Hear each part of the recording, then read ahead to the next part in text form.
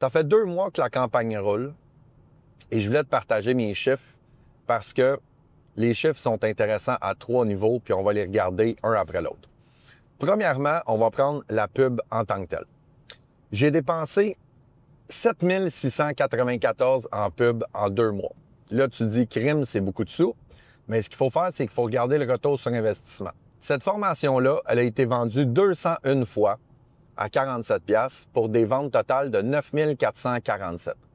Mais ce que tu dois comprendre, c'est quand tu fais une offre sur Internet, il faut que tu sois capable d'offrir quelque chose, mais tu as toujours avantage à offrir des options supplémentaires.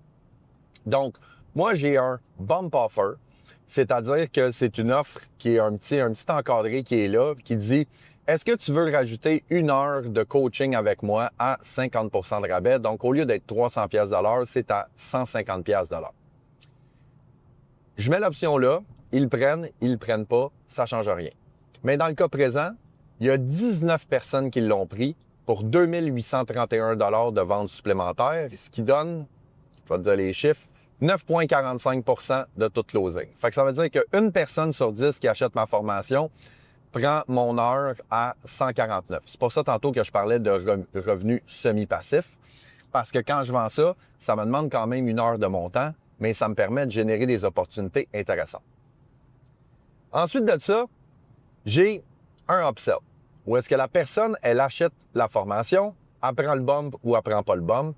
Et ensuite de ça, je lui propose ma formation Moneyball autonome, qui est une formation de 5 heures sur comment faire ton plan d'action sur les médias sociaux et comment utiliser l'intelligence artificielle pour créer du contenu.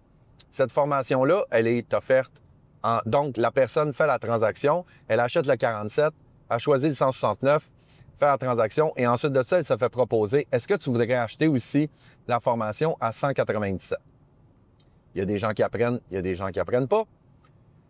Quand les gens ne l'apprennent pas, sur Kajabi, on a la possibilité de faire un downsell offer. Donc, je la vends à 197, mais si jamais tu la refuses, je te dis, est-ce que c'est un enjeu de cash flow? Parce que si tu la veux, je peux te la faire à 3 paiements mensuels de 77.